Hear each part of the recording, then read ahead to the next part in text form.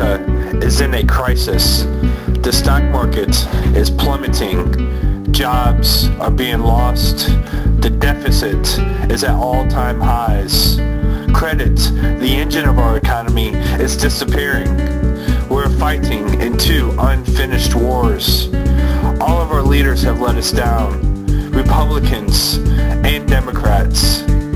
We're divided racially, culturally, and politically. Our Congress bickers back and forth and accomplishes nothing. They want to fight each other rather than solve our problems. Our president hasn't learned from his mistakes and is incapable of leading. All of them are now proposing big government interventions that will do more harm than good. They will use this crisis to grab more power and more control. When improper regulation and too much government intervention was the cause of this great turmoil in the first place. Corrupt congressmen and institutions like Acorn allowed Fannie Mae and Freddie Mac to loan money to those who couldn't afford it. Because they didn't trust the American people to do what is right. They didn't trust our great free market economy. They did it for kickbacks. They did it for themselves. And they did it for their agendas.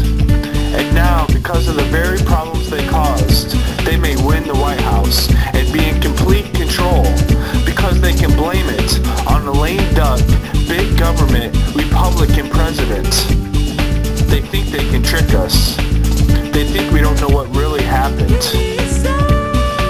But now I can only ask, what if? What if we had a leader who would fight both parties to do what is right? What if we had a leader who had a history of sacrificing for our country? What if we had a leader who had a track record of going against the grain, against the norm, to fight for victory, to fight for the American people, not because he wanted to rescue them with a big, massive government solution, but because he knew there was no better driving force for the economy than the ingenuity of the American people, and those fundamentals were still very strong. What if President Bush had to use smear tactics against him in the South Carolina primary in 2000? Would we be in this crisis with a President McCain? And President McCain would have had the power and bipartisan leadership to pass the reforms to Fannie and Freddie that he knew we needed. And President McCain would have known the right strategy in Iraq and Afghanistan from the beginning. And President McCain would have not let Bin Laden escape. And President McCain would have fought his own party to implement immigration and climate change reform. And President McCain wouldn't have let entitlements bankrupt our country. And President McCain would not have let a single port project be signed into law. I know this because he did it as a senator. I know this because he has a real history of honest bipartisanship and fighting for these very issues that we need to resolve. In this time, there could be no better leader.